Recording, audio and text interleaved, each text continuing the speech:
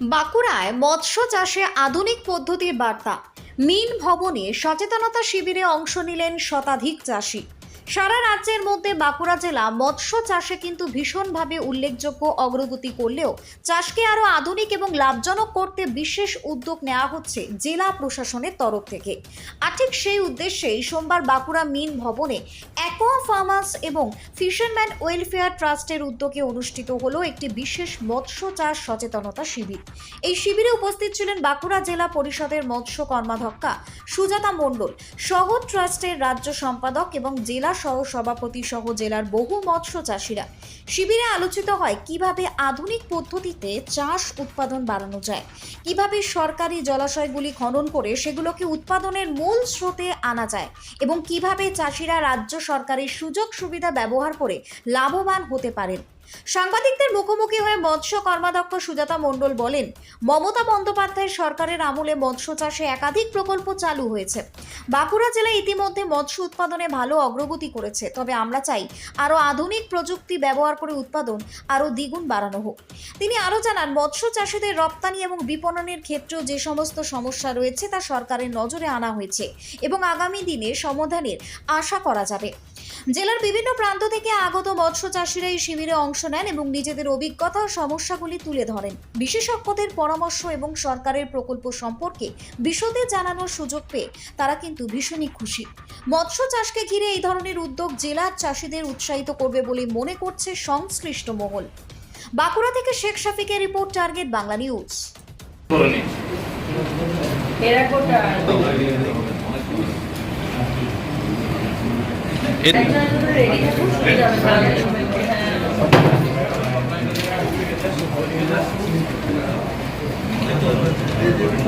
আমরা মঞ্চে ডেকে নেবো মুর্শিদাবাদ থেকে এটা আমাদের প্রিয় শিল্প। ঠিক ভালো সিদ্ধান্ত।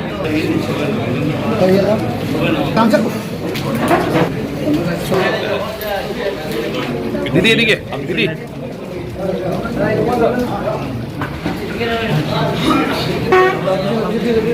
কেউ বাদ গেলে নিয়ে নেয়।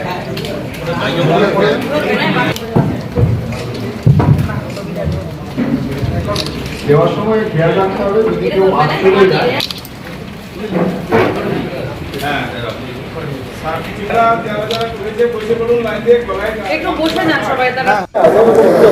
আধুনিক মৎস্য চাষটা পুরোটাই সরকার মদত দিচ্ছে, কারণ ব্যাপারটা হচ্ছে আপনারা সকলেই জানেন যে আমাদের মাননীয় মুখ্যমন্ত্রী মমতা বন্দ্যোপাধ্যায় নিজেও একজন খুব মৎস্যপ্রেমী এবং এই দপ্তরটাকে উনি নিজের একদম নিজের চোখ দিয়ে দেখেন।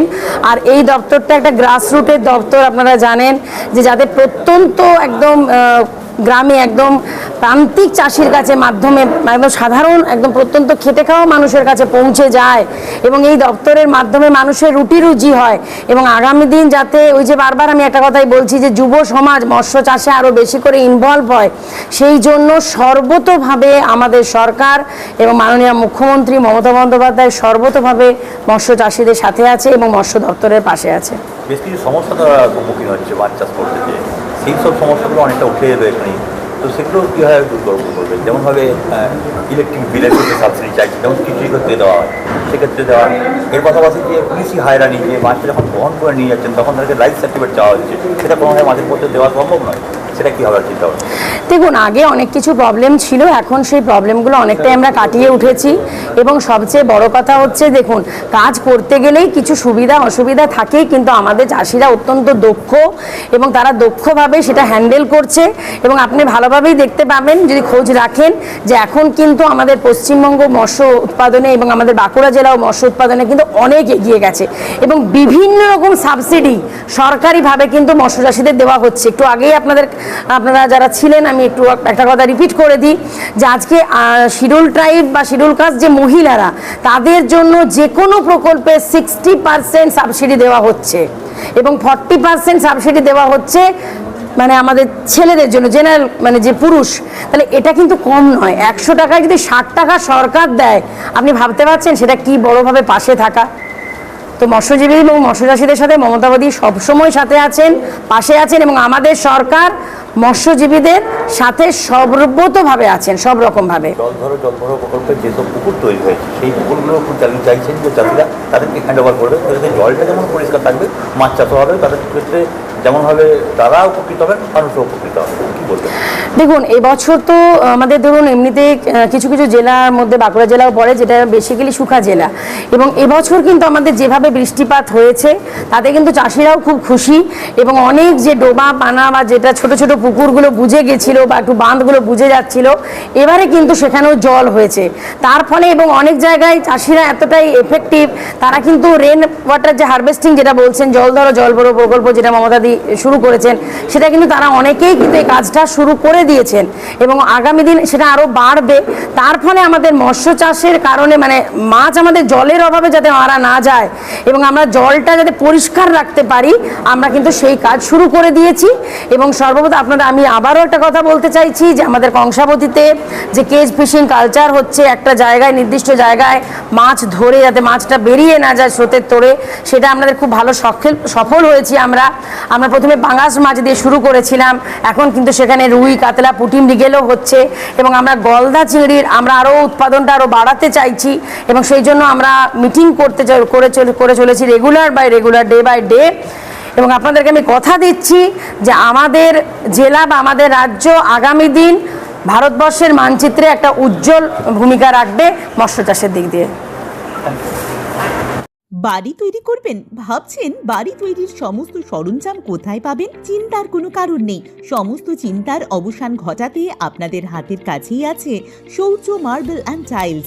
বাড়ি তৈরির সমস্ত সরঞ্জাম, ইট, বালি, স্টোন চিপ, সিমেন্ট, রড থেকে শুরু করে সমস্ত কিছুই পেয়ে যাবেন শৌর্য মার্বেল অ্যান্ড টাইলসে। শুধু তাই নয়, বাড়ি তৈরি করলেন, বাড়িতে পাথর বসাবেন, টাইলস লাগাবেন, বেসিন লাগাবেন, তাও পাবেন শৌর্য মার্বেল অ্যান্ড টাইলসে। Marble, granite, tiles, sanitary, bath fittings দ্রব্যর একমাত্র বিশ্বস্ত প্রতিষ্ঠান। আমাদের ঠিকানা হলো ভগবতী বালিকা বিদ্যালয়ের পাশে। আমাদের দ্বিতীয় কাউন্টারটি হলো গোঘাট 1 বিডিও অফিসের গেটের সম্মুখে। বিশদে জানতে কল করুন 9064236218 প্রোপাইটার রাজা বিশ্বাস, গোঘাট, বকুলতলা, হুগলি। আমাদের ডিস্ট্রিক্টে সব থেকে বেশি মাছের ডিম পোনা উৎপাদন হয়, যা পুরো ভারতবর্ষ হয় না, আজ বিদেশেও সাপ্লাই হচ্ছে। কিন্তু স্যার আমাদের সব থেকে বড় সমস্যা হয়ে যায় পুলিশ প্রশাসনিক, যা প্রত্যেক গাড়িতে একটা ডিমান্ড ওনারা করে দিচ্ছেন 300 টাকা 500 টাকা। এরকম কয়েকটি থানাও আছে, যে সব থানার আমি নামও বলে দিতে পারি। তার মধ্যে আছে গড়বেতা থানা, শালবনী থানা, খণ্ডকোষ থানা এবং গঙ্গাজলঘাটি থানা। এই 4টি থানা বিশেষ করে ওনাদের দাবি 300 বা 500 করে লাগবে। যদি কোনো ম্যাপে কোনো ড্রাইভার দাদা একটু আগিয়ে যাচ্ছে, তাহলে তাকে পিছন থেকে ধাবা করে বলা হচ্ছে 1000 টাকা লাগবে। সাথে ওনাদের বক্তব্য হচ্ছে আমাদের মাছের লাইভ স্টক পারমিট আছে। স্যার, যা কখনো সম্ভব না, মাছের লাইভ স্টক পারমিট হয় না। কারণ কি, মাছের লাইভ স্টক পারমিট মানে হচ্ছে স্যার এক ধরনের বিমা। মাছ কাউন্টিং হয় না, এর জন্য স্যার এর বিমাও হয় না। তো এটা স্যার আমাদের কাছে ভুল তথ্য দিয়ে ওনারা অত্যাচার করেন গাড়ি, যার জন্য অনেক ফার্মারের মাছের ডিম পোনা মারা যায়। দ্বিতীয়ত স্যার আমাদের সব থেকে বড় সম্পদ হচ্ছে এফিও সাহেব, যিনি ব্লক উন্নয়নের জন্য থাকেন। কিন্তু আমাদের বাঁকুড়া জেলাতে প্রায় 16খানা ব্লক থাকা সত্ত্বেও আমাদের এফিও সাহেবদিকে আমরা টেবিলে পান না। যখন পাওয়া যায় তখন ওনারা অন্য কাজে ব্যস্ত থাকেন, ওনাদের কাছে যে আমাদের সমস্যার সমাধান হয় না। ওনারা ফিল্ডেও কম আসেন, ওনারা বিডিও সাহেবের কাজে বেশি থাকেন। এটা আমরা এডিএফ সাহেবকে জানিয়েছিলাম, স্যার আমাদেরকে আস্থা দিয়েছেন যে কিছুদিনের মধ্যে এটার একটা সমস্যার সমাধান হয়ে যাবে। তৃতীয়ত স্যার আমাদের বাঁকুড়া ডিস্ট্রিক্টে প্রায় 35খানা জলাধার যা সরকারি আওতায় আছে, কিন্তু সেগুলো বর্তমানে মাছ চাষের অনুপযুক্ত হতে যাচ্ছে, আস্তে আস্তে মজে যাচ্ছে। এগুলো যদি স্যার নতুন করে চাষ করা যায় তাহলে খুব উপকৃত হয় অনেক জায়গার চাষি। তৃতীয়ত স্যার আমাদের সব থেকে বড় জিনিস এফআরসিএস কার্ড, যেটা আমাদের পশ্চিমবঙ্গ সরকার অর্থাৎ শ্রীমতী মমতা বন্দ্যোপাধ্যায় আমাদেরকে প্রদান করিয়েছেন। কিন্তু স্যার আমাদের সত্যিকারের মাছ চাষিদের কাছে জানা আছে তার থেকে অন্য মানুষের কাছে এফআরসিএস কার্ড আছে, যার জন্য এটা স্যার এক ধরনের চক্রই হতে পারে। কারণ কি স্যার, আমাদের ছাড়া উইদাউট স্যার ইনকোয়ারি এফিও সাহেব ওনাদেরকে কার্ড দিচ্ছেন, তাহলে স্যার এটা চক্রই বলা যেতে পারে। না স্যার, এটা বলতে পারা যাবে না, কিন্তু হ্যাঁ স্যার এফিও সাহেবদের কাছে সমস্ত কিছু খবর থাকে। ধরুন যেসব মাছ সরকারিভাবে আমাদের সাপ্লাই পাওয়ার কথা, সেই রকম আমরা প্রজেক্ট পাই না। যেমন আপনার দেশি মাগুর, দেশি মাগুর স্যার হচ্ছে না, হাইব্রিড হয়ে যাচ্ছে। যে যা সরকারিভাবে ব্যান্ড আছে, অথচ স্যার সাপ্লায়ার কিন্তু হাইব্রিড মাগুর দিচ্ছে, যেটা বিদেশ মানে বাংলাদেশ থেকে টুয়ার্স রুটে আসছে। আমাদের দেশে কিন্তু এটা স্যার প্রচলিত বিজনেস না, আমাদের দেশে হচ্ছে দেশি মাগুর, কিন্তু স্যার হাইব্রিড মাগুর একমাত্র ওই পার থেকে আসতে পারে, তাছাড়া আসবে না। তাহলে স্যার আমরা সেটা চাষ করে আমরা ক্ষতিগ্রস্তই হচ্ছি। আর স্যার আমরা চাচ্ছি আমাদের স্যার প্রশাসনিক দপ্তর থেকে সাহায্য যাতে পাই। তৃতীয়ত হচ্ছে স্যার আমরা ইলেকট্রিক সাবসিডি যদি পাই। আর তৃতীয়ত স্যার যারা সঠিক মাছ চাষি, যারা সরকারিভাবে কোনো সহযোগিতা পাচ্ছে না, তাদের কাছে যদি স্যার মাছ খাবার কিছু অনুদান যায়, ধরুন 10 টন আসছে, একটা ফার্মারকেই তো 10 টন দেওয়া যাবে না, সেই ব্লকে যদি 50 জন ভালো ফার্মার আছে তাদেরকে কিছু কিছু করেও যদি দেওয়া যায়, 2 কুইন্টাল করেও যদি পায়, তাহলে সেই ফার্মারটা স্যার 4 মাসের সাবসিডি হয়ে যাবে। সেটা যদি করা যায় খুব উপকৃত হবে।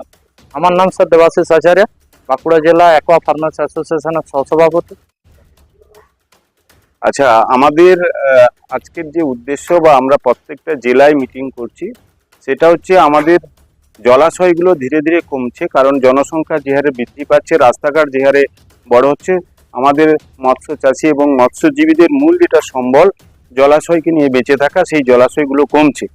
তো সেই জলাশয়গুলোকে, যে জলাশয়গুলো আছে তাতে আমরা কিভাবে বিজ্ঞান প্রযুক্তি ব্যবহার করে অধিক উৎপাদন করি, তার জন্য করতে পারি, তার জন্য আমাদের এই সচেতনতা শিবির।